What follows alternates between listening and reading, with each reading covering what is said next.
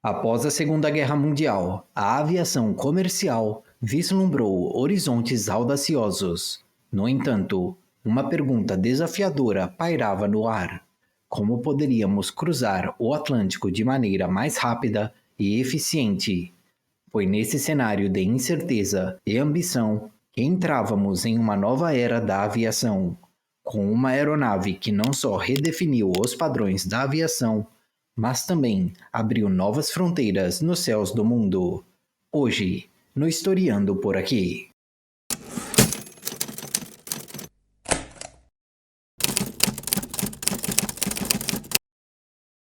Em março de 1943, o Comitê Brabazon do Reino Unido, formado para tratar das necessidades de aviões de correio pós-Segunda Guerra Mundial, recomendou um avião de correio transatlântico pressurizado. Apesar do ceticismo em relação aos motores a jato, a de Havilland propôs um design turbojato, que foi aceito e designado como tipo 106. Enfrentando desafios devido a especificações avançadas e a falta de motores turbojato disponíveis, a de Havilland embarcou no design e desenvolvimento tanto da estrutura quanto dos motores. O projeto evoluiu de aviões de correio de curto alcance para um avião de passageiros de longo alcance, conhecido como DH-106 Comet, considerado arriscado, porém atraente para a British Overseas Airways Corporation.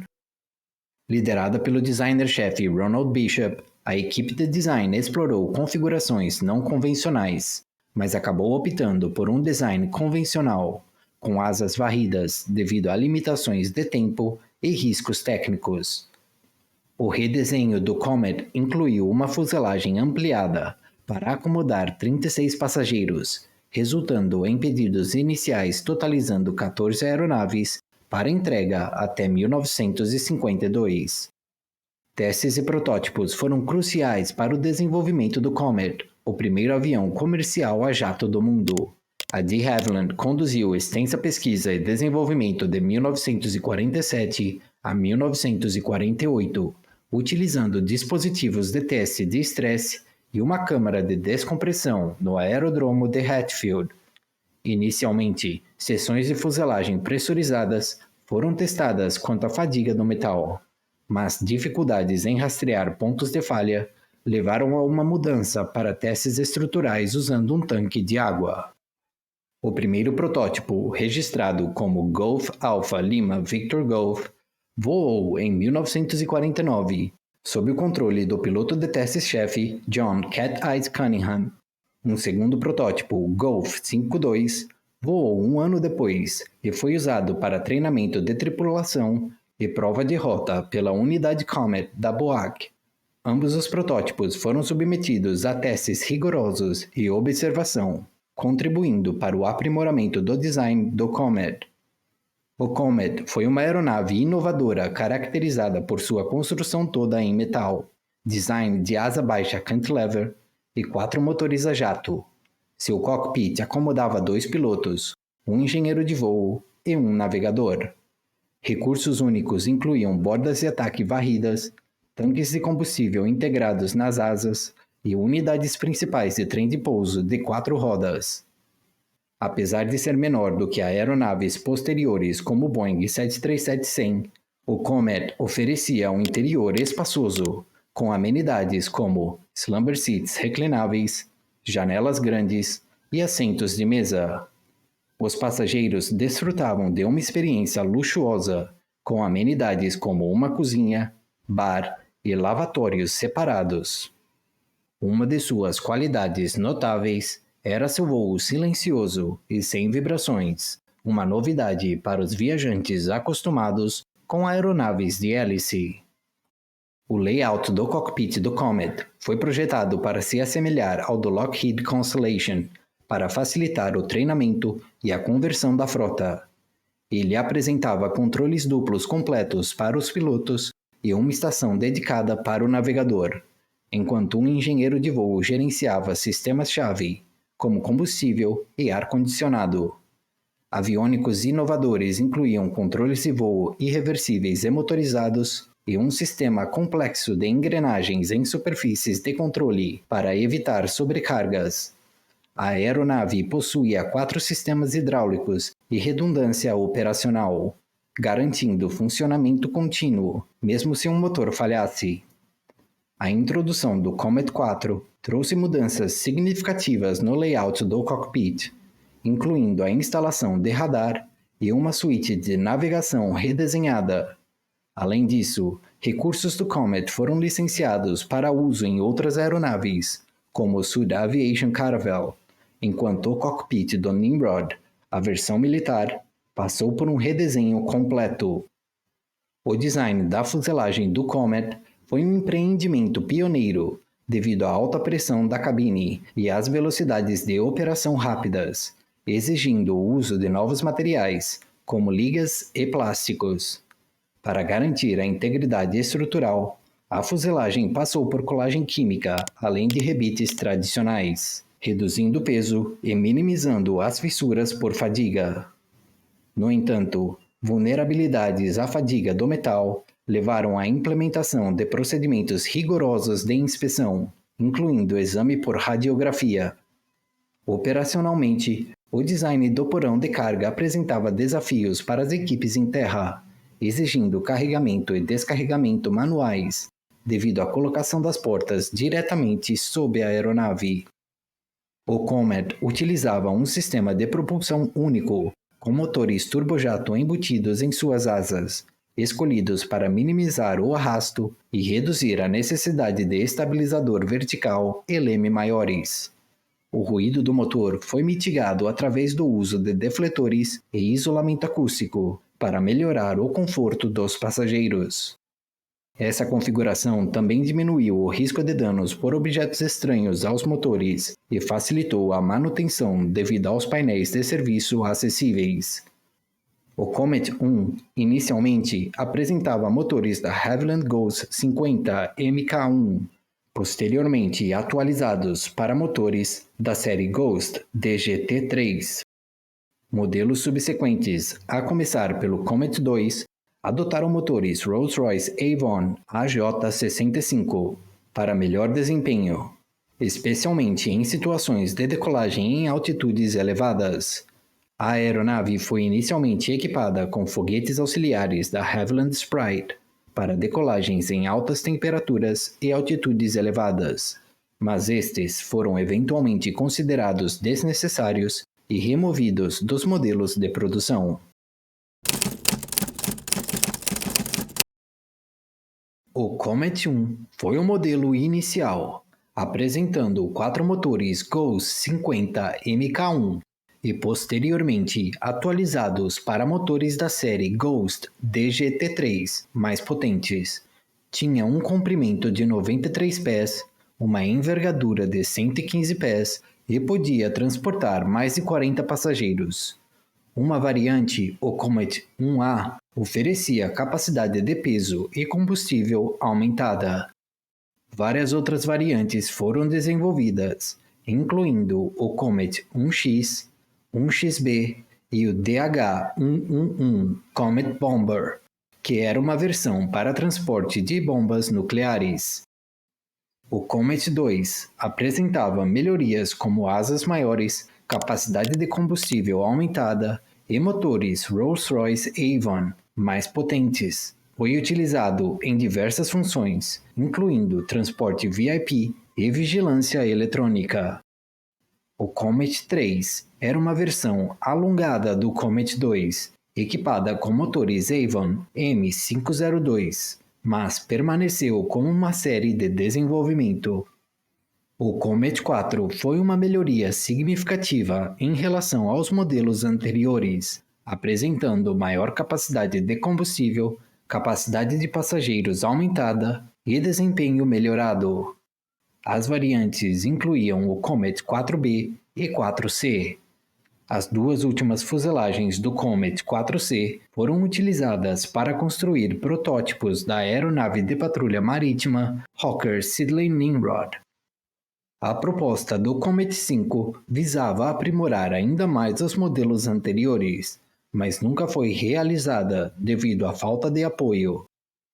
O Hawker Siddeley Nimrod, derivado do Comet, serviu como aeronave de patrulha marítima para a Royal Air Force, com produção abrangendo várias variantes até sua aposentadoria em 2011.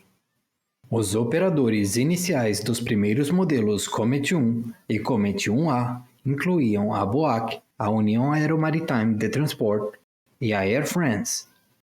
No entanto, essas aeronaves foram retiradas de serviço devido a acidentes, levando ao cancelamento de pedidos de várias companhias aéreas, como a British Commonwealth Pacific Airlines, a Japan Airlines e outras.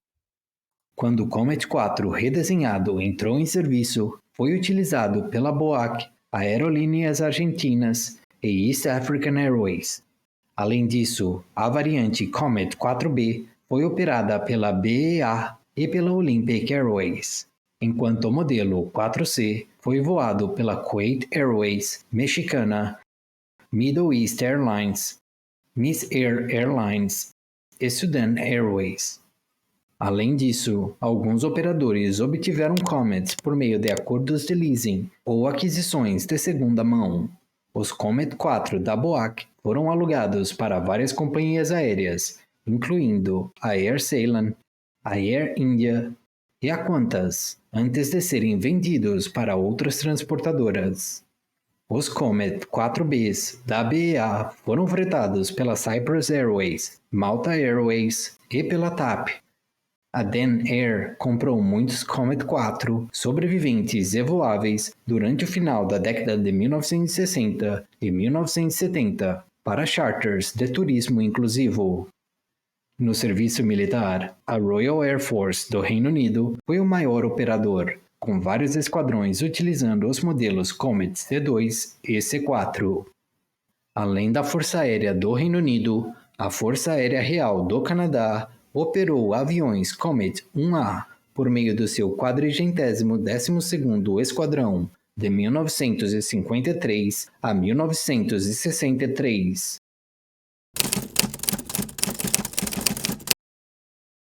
Em janeiro de 1951, o Comet, com sua aeronave de produção mais precoce, Golf Alpha Lima Yankee Papa, realizou seu primeiro voo e foi posteriormente emprestado à BOAC para voos de desenvolvimento.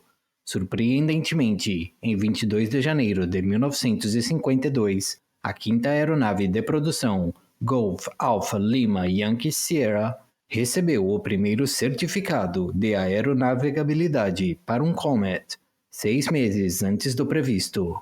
Em 2 de maio de 1952, o Golf Alpha Lima Yankee Papa fez história ao embarcar no primeiro voo de jato com passageiros pagantes do mundo, iniciando o serviço regular de Londres para Joanesburgo.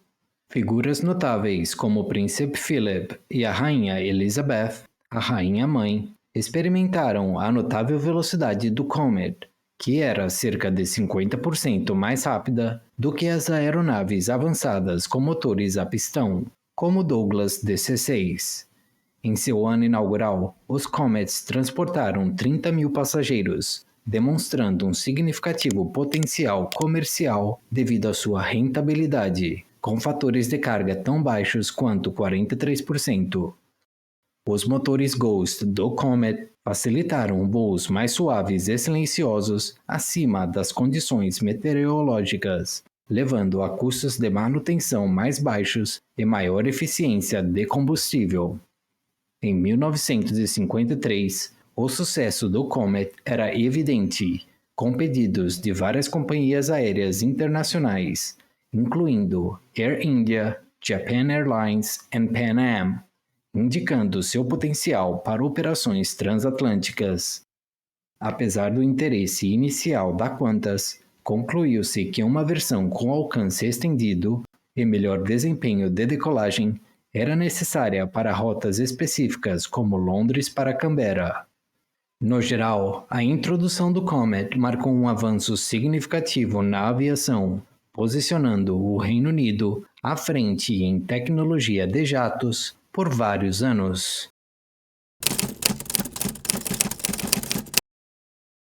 O Comet enfrentou seus primeiros contratempos significativos com as primeiras perdas de fuselagens em acidentes.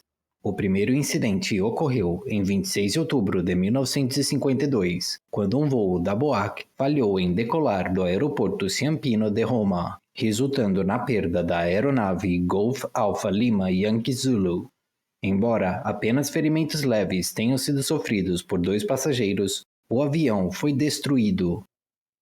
Outro evento trágico ocorreu em 3 de março de 1953, envolvendo um Comet 1A da Canadian Pacific Airlines, chamado Empress of Hawaii, que caiu durante uma decolagem noturna de Karachi, Paquistão, matando todos os 11 ocupantes. Isso marcou o primeiro acidente fatal de jato na história, levando a Canadian Pacific a cancelar seu pedido restante para o Comet 1A.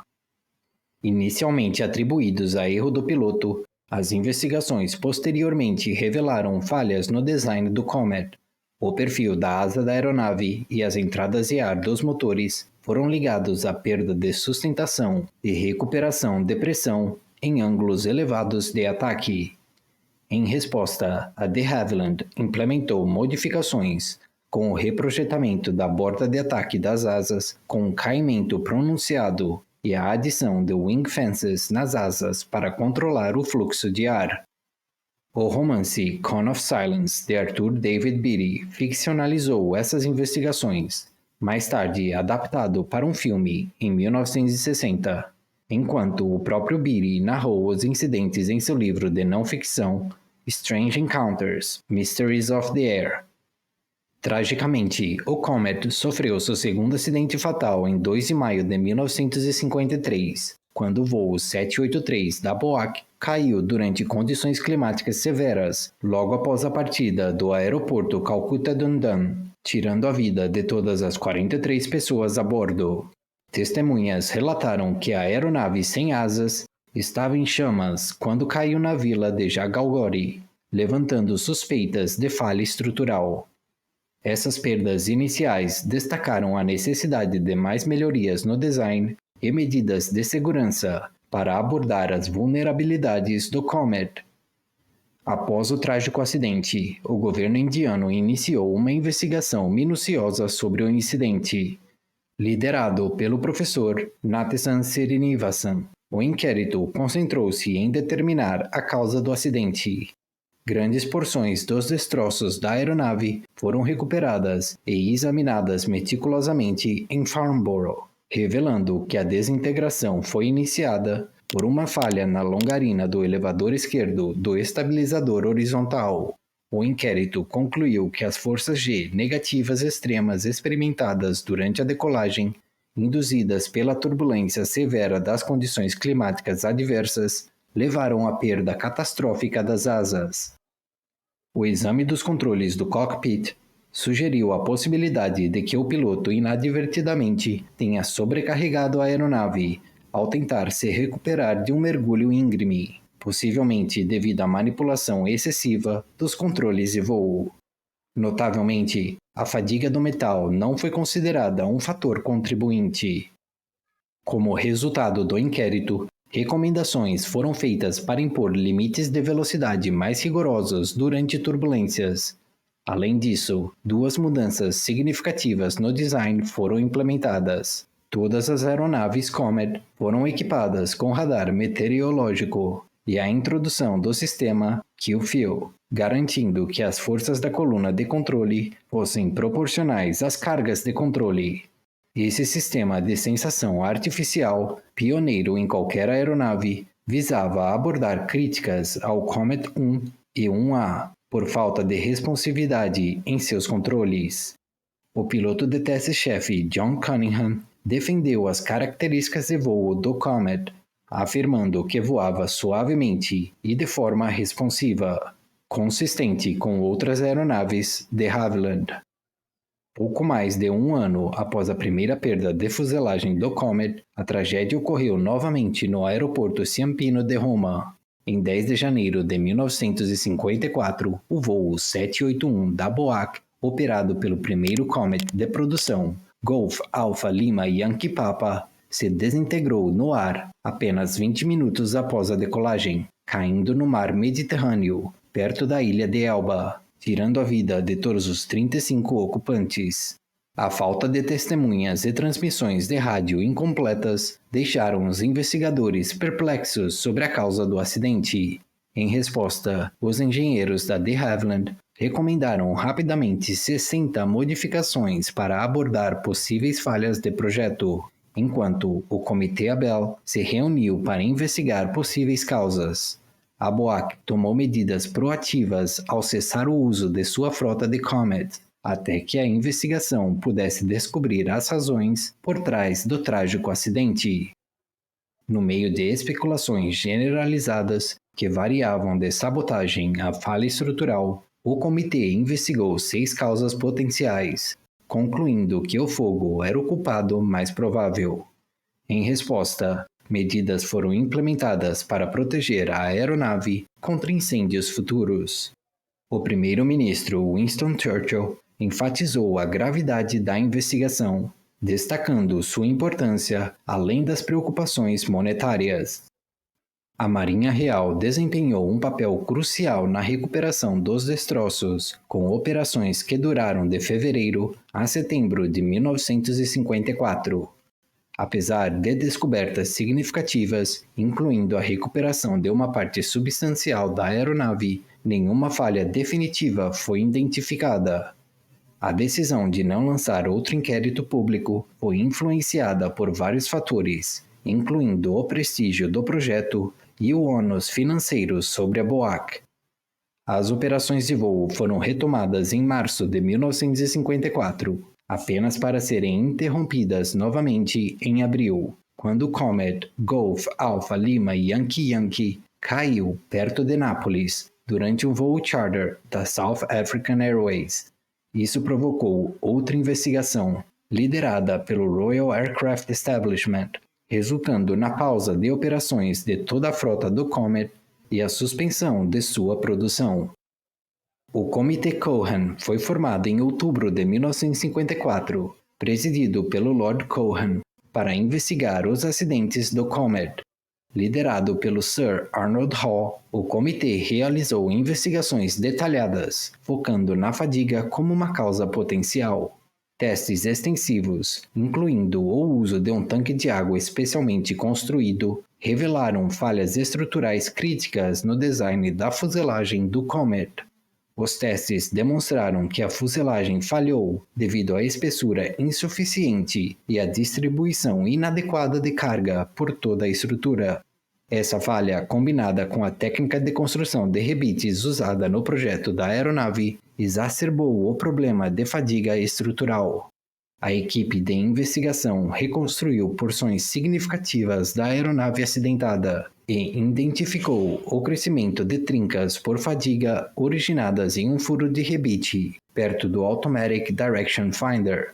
Eles concluíram que a natureza imperfeita do furo criado pelo rebite contribuiu para o desenvolvimento de trincas por fadiga. Além disso, o comitê encontrou falhas de design e construção nas janelas do Comet, o que agravou ainda mais sua integridade estrutural. Com base nos resultados, o comitê estimou que as falhas estruturais do Comet 1 poderiam ocorrer entre 1.000 e 9.000 ciclos de pressurização. A investigação destacou a necessidade de revisões significativas no design e melhorias na construção para evitar acidentes semelhantes no futuro. Indicações anteriores de problemas estruturais com o Comet 1 foram observadas durante um sobrevoo em Farnborough em 1949. O piloto de testes da de Havilland, John Wilson, notou preocupações sobre a construção leve da aeronave, projetada para combinar com a baixa potência dos motores de Havilland Ghost. Durante o sobrevoo, Wilson notou o assoalho se elevando e ouviu um forte estrondo do nariz da aeronave sempre que puxava entre 2,5 e 3 Gs para fazer uma curva, indicando flexão da pele. Wilson percebeu mais tarde que esses sinais apontavam para a fragilidade estrutural da aeronave. Mal-entendidos sobre a causa dos acidentes do Comet 1 persistiram, com alguns atribuindo-os à forma das janelas dos passageiros. No entanto, o inquérito Cohan esclareceu que a menção às janelas no relatório referia-se às janelas de recorte da antena ADF acima do cockpit, e não às janelas dos passageiros. A forma das janelas dos passageiros, que são retangulares com cantos arredondados, não foi identificada como um fator contribuinte nos acidentes. Outros aviões pressurizados da época, como o Boeing 377 Stratocruiser e o Douglas DC-7, tinham janelas maiores e mais quadradas, sem experimentar problemas semelhantes. A decisão de usar janelas ovais nos modelos posteriores do Comet não estava relacionada a preocupações com a forma das janelas, mas sim a simplificar o processo de instalação. Em resposta aos resultados da investigação do Cohan, a de Havilland reconheceu o risco de fadiga de alto nível em cabines de pressurização e propôs medidas para abordar o problema. Eles planejavam usar materiais mais espessos, fortalecer e redesenhar janelas e recortes e reduzir o estresse geral para evitar que concentrações locais de estresse representassem perigo. A de Havilland iniciou um programa de reforma para reforçar a estrutura da fuselagem e das asas, incluindo a substituição de janelas e painéis retangulares por versões arredondadas. Essa reforma não estava diretamente relacionada ao equívoco sobre janelas quadradas, como evidenciado pela retenção de recortes de escotilha de escape retangulares, que foram a fonte de falha na aeronave de teste Golf Alpha Lima Yankee Uniform. Subsequentemente ao inquérito do Comet, os projetos de aeronaves foram ajustados para aderir aos padrões de falha segura ou vida útil segura. No entanto, apesar dessas precauções, várias falhas de fadiga catastróficas, como o voo 243 da Aloha Airlines em um Boeing 737-200 em abril de 1988, ocorreram na indústria da aviação. Como consequência das falhas estruturais descobertas durante as investigações, pedidos para o Comet 2 foram cancelados pelas companhias aéreas, e os Comet 2 existentes foram modificados com pele mais espessa para mitigar problemas de fadiga. O protótipo Comet 3 começou os testes em julho de 1954, com voos comerciais não sendo retomados até 1958. O Comet 4, baseado no Comet 3, mas com capacidade de combustível aprimorada, tornou-se a variante mais bem-sucedida. Todos os pedidos para o Comet 3 foram transferidos para o Comet 4, que recebeu certificação em 1958. A BOAC e a Capital Airlines fizeram pedidos significativos para o Comet 4, possibilitando a inauguração dos primeiros serviços regulares transatlânticos com jatos em outubro de 1958.